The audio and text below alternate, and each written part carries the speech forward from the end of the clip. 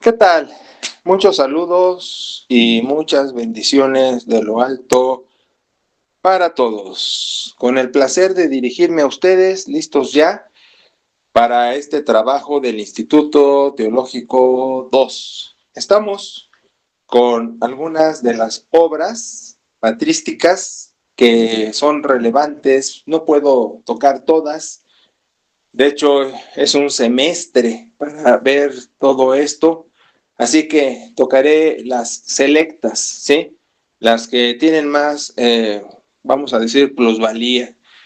Ahora voy a darle un retoquecito a la Didaje, porque el trabajo que hicieron la semana pasada, muy bueno, excelente, y vamos a tener tarea de investigación, otra vuelta, y también de creatividad, ¿sí? Que es lo que me gusta, no solo que investiguen y también que aporten en base a su experiencia, sino que tengan la creatividad como vamos a hacer ese ejercicio este día.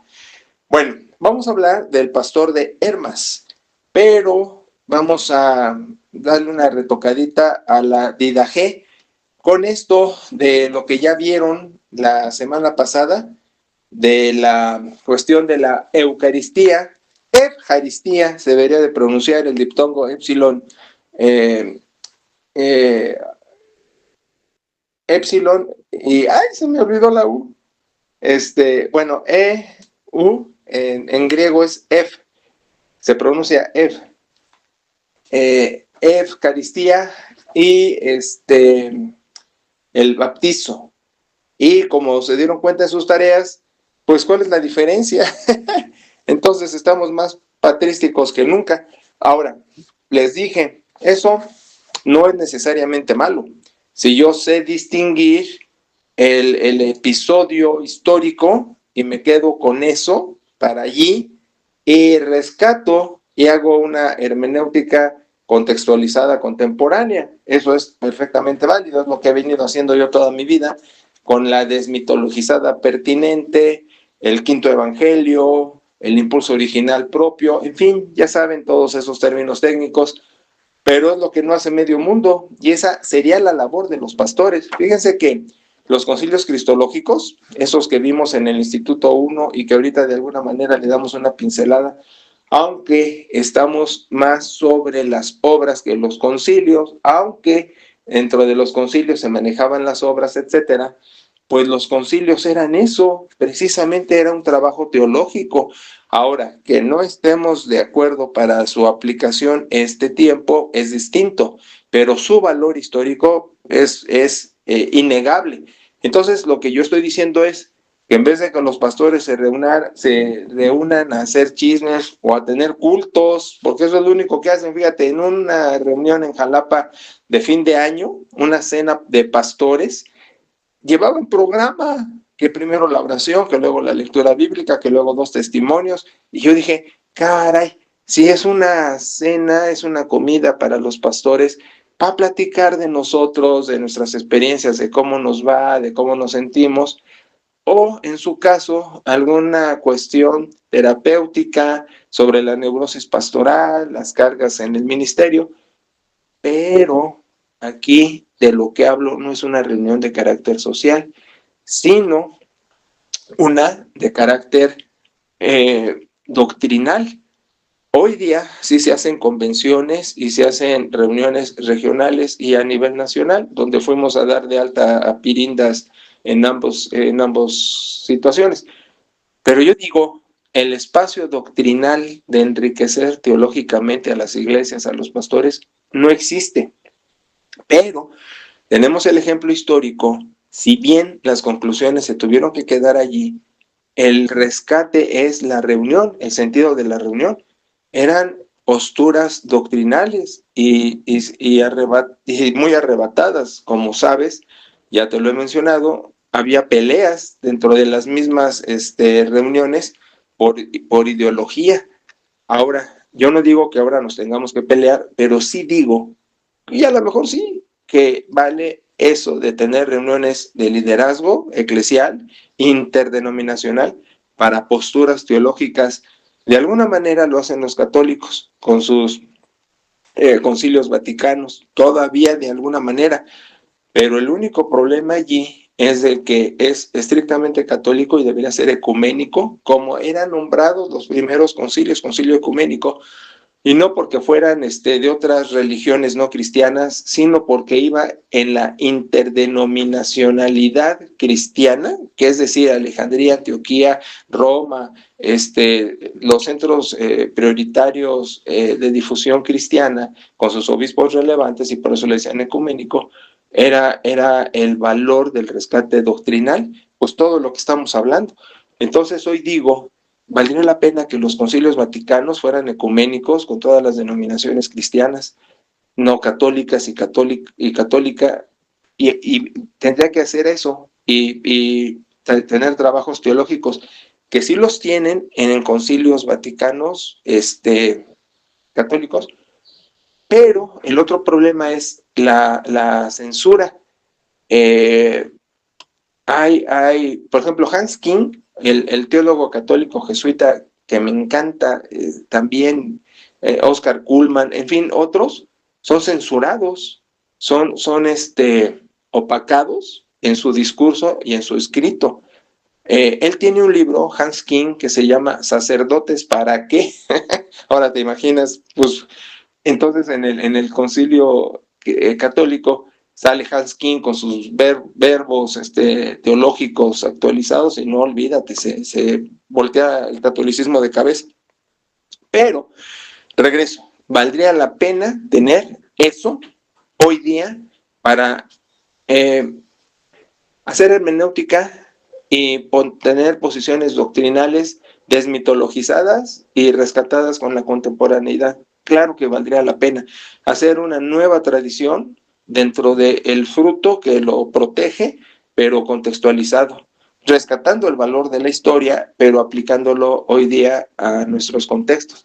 Bueno, entonces estamos con la Didache, y como ya vieron, es interesantísimo el manejo que hacen de las ordenanzas.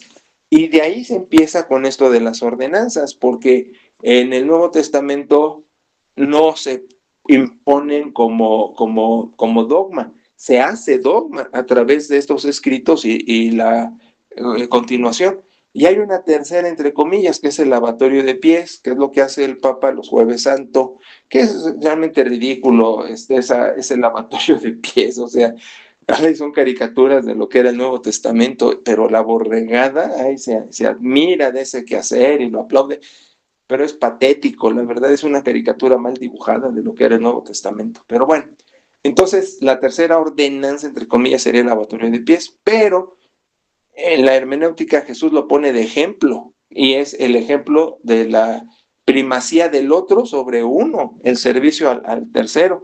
Y eso de cena del Señor como ordenanza, pues no, porque era la comida festiva. Bien pusiste, Moque, de que pues la Eucaristía era la comida festiva de Corintios capítulo 11, por supuesto, y se pierde precisamente por estas cosas. Y el bautizo, ¿qué les parece? Bautizar, arrojar agua 3 veces, en el nombre mal llamado trinitario por estos cuates, y los ayunos y las cosas. Sí, hay iglesias que lo hacen y otras no al detalle, pero están en todo eso. Y entonces, la moral también, la Didache maneja esto de la moral, cómo debe ser los dos caminos, el camino de la vida, de la muerte, la perfección evangélica, las limosnas, de ahí se empiezan a llamar limosnas las ofrendas, el mandamiento de apartarse del mal, hacer el bien, lo que es la comunidad cristiana, todas las cuestiones éticas, ¿sí? Y luego lo de los sacerdotes, lo de los pastores. Ahora, sacerdote no era una mala expresión, pero se contamina con eso de tener poder sobre los demás, cuando su etimología legítima pues era servidor, por ahí, me explico, el ayuno, la oración, el comportamiento cristiano, y luego va a venir a estas cuestiones de la práctica después de la ética. Los falsos sacerdotes estaban en eso, que se quedan más de ciertos días en una casa, el profeta que mande poner una mesa que no coma de ella, si no es un falso profeta. Hay una duración, no me acuerdo si son 3 días o una semana, ¿ves, Yola? Por eso no quise quedarme más en Jalapa, porque dice, un profeta que es falso va a estar en la casa más de lo que debe quedarse de hospedado y da cierto número de días, el día del Señor, la corrección interna, los últimos tiempos, exhortación a la vigilancia. No, estaban pesados estos tipos, con su hermenéutica. Ahora, legítima en su tiempo, totalmente legítima en su tiempo. Sin embargo, el punto, volvemos, es tomarlo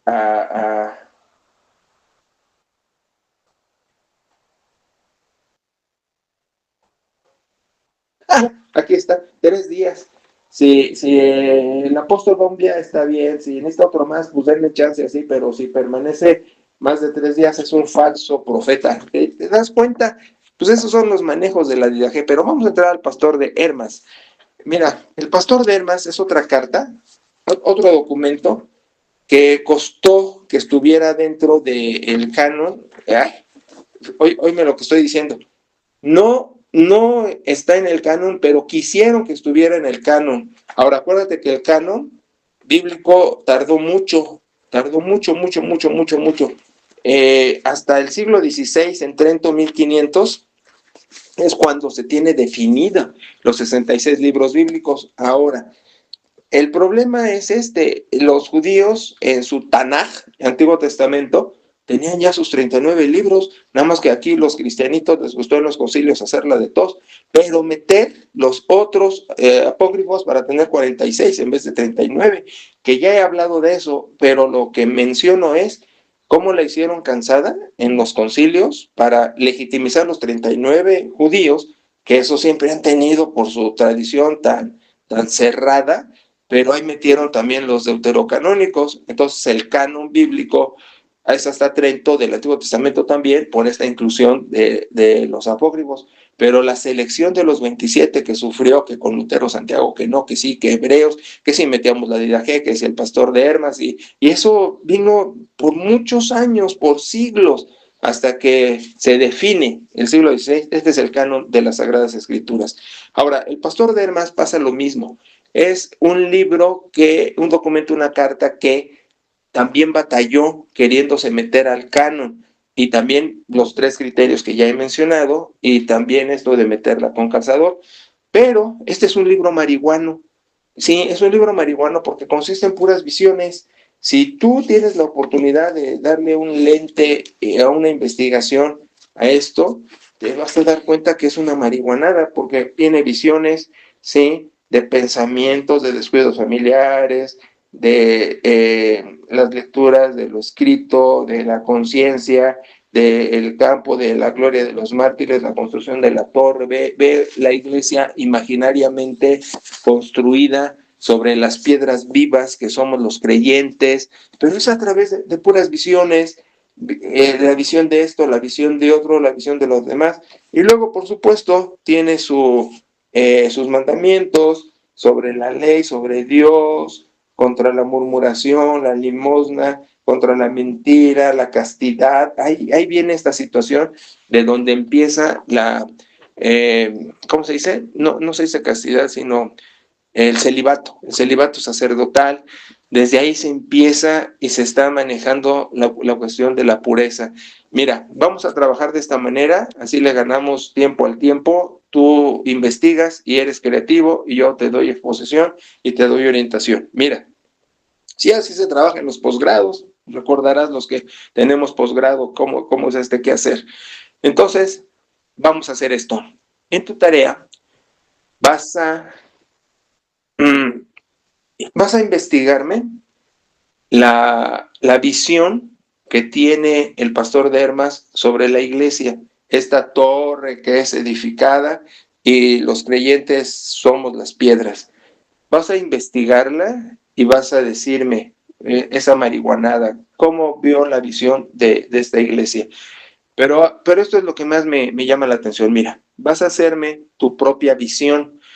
No que seas el pastor de Hermas, sino tú vas a hacerme también una visión de tres mundos, de tres mundos. Fíjate, en hermenéutica, en teología, en exégesis, manejamos tres mundos. El mundo de la Biblia, el mundo que te toca vivir, contemporáneo, tu región, sí, Berry, sí, Alemania, etcétera, y tu mundo personal. Manejamos tres mundos: Biblia, tu mundo contemporáneo y tu mundo personal, tus experiencias, tus relaciones, tu familia, tu preparación, tu mundo personal, tus traumas, tus criterios, el mundo contemporáneo donde vives, cómo vive, y el mundo de la Biblia. Y en base a eso, me vas a hacer también tu visión de iglesia. Vas a desarrollarla. ¿Me entiendes? Una, me investigas en el Pastor de Hermas la visión de iglesia y esto de la construcción sobre los creyentes. Y dos, vas a hacerme tu propia visión de cómo debería ser la iglesia en base a estos tres mundos que acabo de mencionar. ¿Te parece? Bueno, cualquier duda, estoy a tus órdenes en el chat personal. Trabajan muy bien, los felicito. Estoy muy contento con ustedes en una palabra. Felicidades, muchachos, y a seguirle dando. Hasta la próxima emisión.